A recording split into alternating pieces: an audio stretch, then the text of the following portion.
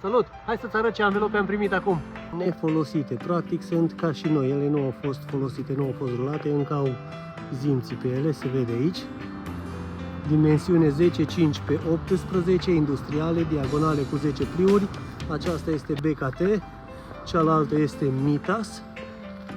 Și chiar dacă sunt second sau nefolosite, ele vin însoțite de factură și garanție un an de zile. Așa arată anvelopele. Schimb ce anvelope cauți tu și revin cu poze, video, prețuri la anvelopele de care ai tu nevoie.